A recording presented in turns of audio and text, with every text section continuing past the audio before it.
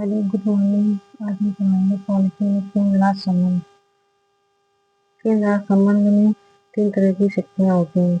विधायी संबंध। विधायी संबंध में केंद्र और राज्यों के मध्य बेहतर संबंधों की स्थापना के लिए उनके मध्य विधायी प्रशासनिक व्यक्ति संबंधों का वर्णन संविधान के भाग 11 एवं भाग 12 में किया गया है। संविधान के भाग 11 में अनुच्छेद 245 से 255 तक केंद्र और राज्यों के विधायी संबंध के प्रावधान उल्लिखित हैं। अनुच्छेद 245 फर्स्ट के अनुसार संसद भारत के संपूर्ण राज्य क्षेत्र या उसके किसी भाग के लिए विधि बना सकेगी और किसी राज्य का विधानमंडल संपूर्ण राज्य या उसके किसी भाग के लिए विधि बना सकेगा।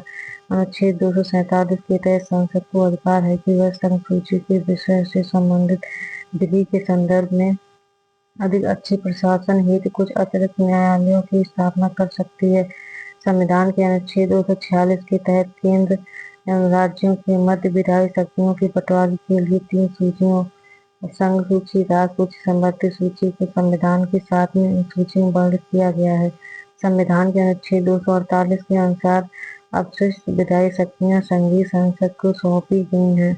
संविधान 101 संशोधन अधिनियम 2016 से अंततः स्थापित नए अनुच्छेद 246 का के तहत संसद को और प्रत्येक राज्य के विधानमंडल को संघ द्वारा या उस राज्य द्वारा अधिरोपित माल और सेवा कर के संबंध में विधायी बनाने की शक्ति दी गई है।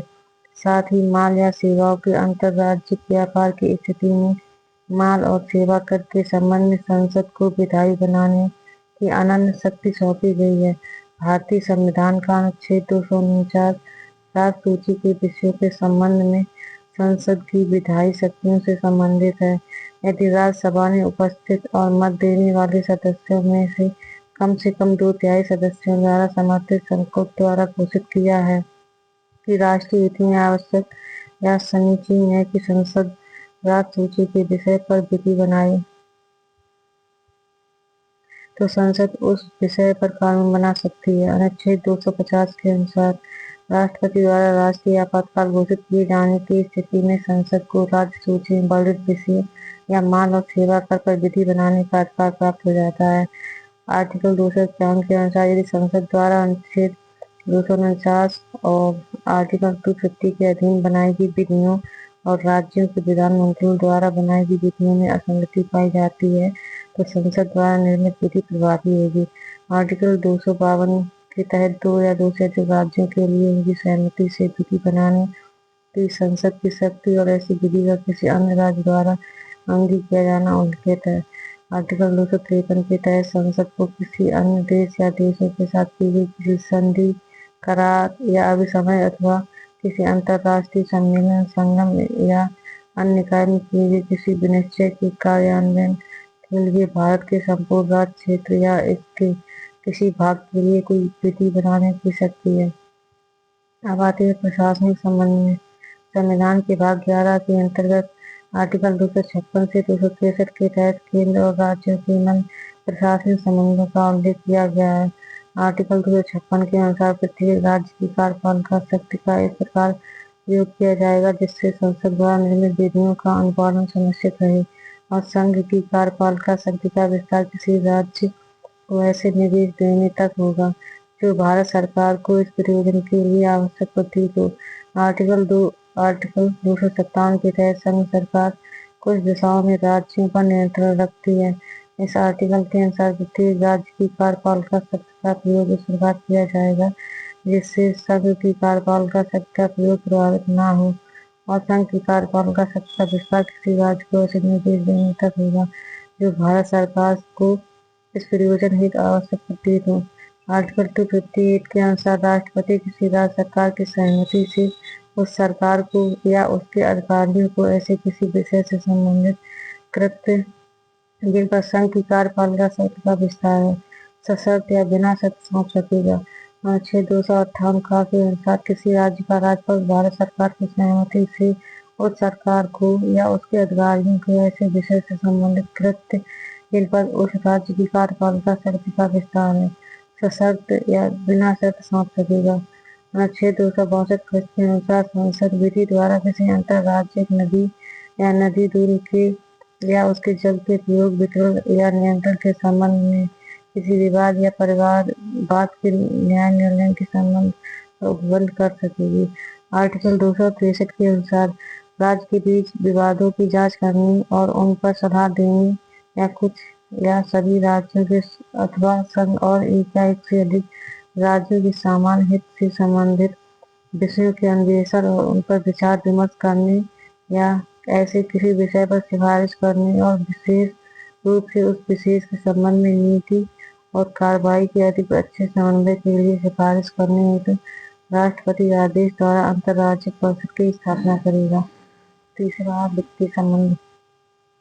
संविधान के भाग 12 के अंतर्गत आर्टिकल 268 से 281 के तहत केंद्र तथा राज्य सरकारों के मध्य राजस्व के वितरण संबंधी प्रावधान किए गए हैं।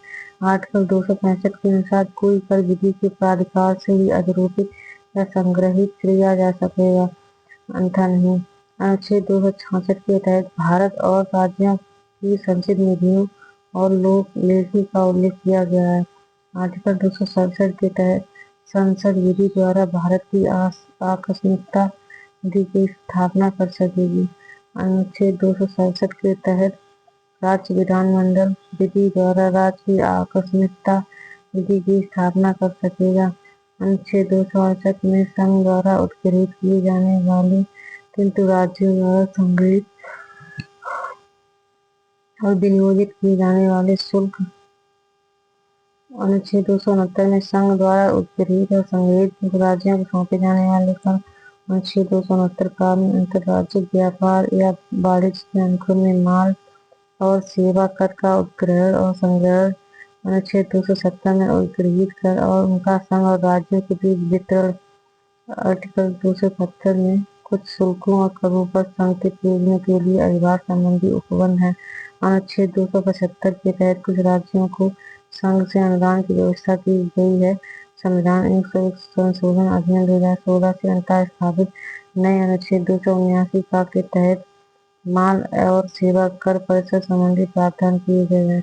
अनुच्छेद 280 फर्स्ट के अनुसार राष्ट्रपति संविधान के प्रारंभ के 2 वर्ष के भीतर तत्पश्चात प्रत्येक 5वें वर्ष की समाप्ति पर या ऐसे पूर्वोत्तर समय पर जिसे राष्ट्रपति आवश्यक समझता है आदेश द्वारा वित्त आयोग का गठन करेगा, जो राष्ट्रपति द्वारा नियुक्त किए जाने वाले एक अध्यक्ष और 4 अन्य सदस्यों से मिलकर बनेगा। अनुच्छेद 281 के तहत राष्ट्रपति वित्त आयोग द्वारा की गई प्रत्येक सिफारिश को उस पर की गई कार्रवाई के स्पष्टीकारक ज्ञापन सहित संसद के प्रत्येक सदन के समक्ष रखाएगा। केंद्र राज्य संबंधों पर विचार करने के लिए न्यायमूर्ति R.S. सरकारिया की अध्यक्षता में जून 1983 में एक आयोग का गठन किया गया था। B. शिवरामन और S.R. सेन इसके अन्य 2 सदस्य थे। इस आयोग ने जनवरी 1988 में अपनी रिपोर्ट सौंपी थी। केंद्र राज्य संबंधों से संबंधित अन्य आयोग समितियों में राज्य मन्नार समिति 1969, पंछी आयोग 2007 शामिल है।